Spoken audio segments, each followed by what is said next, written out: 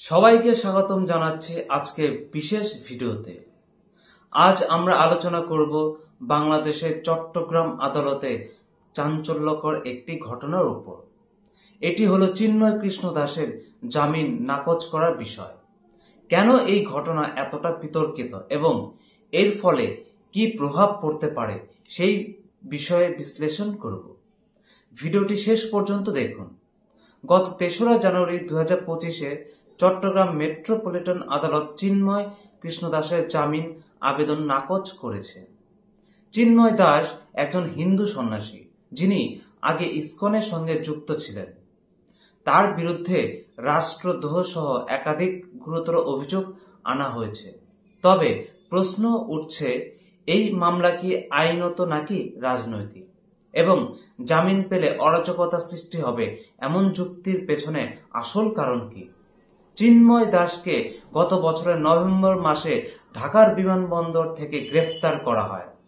তার বিরুদ্ধে অভিযোগ তিনি রাষ্ট্রের নিরাপত্তা ও সার্বভৌমত্বের জন্য হুমকি সৃষ্টি করেছেন। কিন্তু এখানেই থেমে যায়নি বিষয়টি। তার বিরুদ্ধে আরও অভিযোগ আনা হয়েছে যে তিনি আদালত চত্বরে সহিংসতা উস্কে দিয়েছেন। সরকার পক্ষের দাবি, তার জামিন পেলে অরাজকতা সৃষ্টি হতে পারে। তাদের ভাষায়, পূর্বে আমরা দেখেছি তিনি তার সমর্থকদের ডেকে এনে সহিংসতা ঘটিয়েছেন।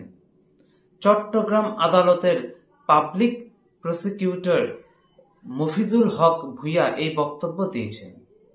অপরূপ ভট্টাচার্য, যিনি দাসের পক্ষে মামলা পরিচালনা করছেন, তিনি বলেন যে তারা উচ্চ আদালতে আবেদন করবেন। তিনি আরও অভিযোগ করেছেন যে আগের শুনানিতে আইনজীবীদের হুমকি দেওয়া হয়েছিল। এমনকি এই শুনানিতে ১১ জন আইনজীবীকে ঢাকা থেকে পুলিশি নিরাপত্তায় আনতে হয়। এছাড়াও এই গ্রেফতারের পর বাংলাদেশের সংখ্যালঘু হিন্দু সম্প্রদায়ের উপর হামলার ঘটনা আরও বৃদ্ধি পেয়েছে। এসব ঘটনা ভারতেও ক্ষোভ সৃষ্টি করেছে। এই ঘটনার ফলে বাংলাদেশ ভারত সম্পর্কেও টানাপোড়েন তৈরি হয়েছে। বাংলাদেশের বর্তমান সরকার শেখ হাসিনার পরবর্তী রাজনৈতিক অবস্থা নিয়ে উদ্বিগ্ন। উল্লেখ্য, শেখ হাসিনা বর্তমানে ভারতে অবস্থান করছেন। ভারতে বিভিন্ন সংস্থা ও দল বাংলাদেশের সংখ্যালঘুদের উপর নির্যাতনের বিরুদ্ধে প্রতিবাদ করেছে। বিশেষত চট্টগ্রাম আদালতের এই সিদ্ধান্তের কঠোর সমালোচনা করা হচ্ছে। এই মামলার ন্যায় বিচার নিয়ে প্রশ্ন উঠছে। কেউ বলছেন এটি একটি রাজনৈতিক মামলা, আবার কেউ বলছেন বাংলাদেশ ধর্মীয় সংখ্যালঘুদের উপর নিপীড়ন এড়াতে সরকার ইচ্ছাকৃতভাবে দাসের বিরুদ্ধে মামলা চালাচ্ছে। মানবাধিকার সংগঠনগুলো এই গ্রেফতারকে একটি বড় মানবাধিকার লঙ্ঘন হিসেবে দেখছে।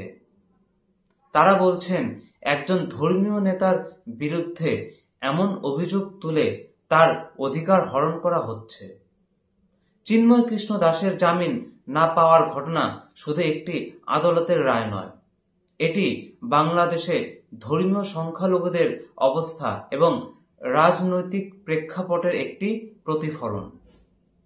এই ঘটনা কেবল বাংলাদেশ নয়, পুরো অঞ্চলে স্থিতিশীলতার উপর প্রভাব ফেলতে পারে।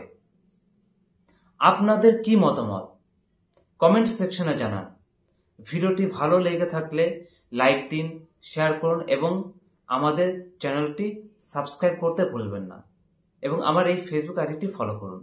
নতুন ভিডিও নিয়ে আবার ফিরে আসবো। সবাই ভালো থাকুন। ধন্যবাদ।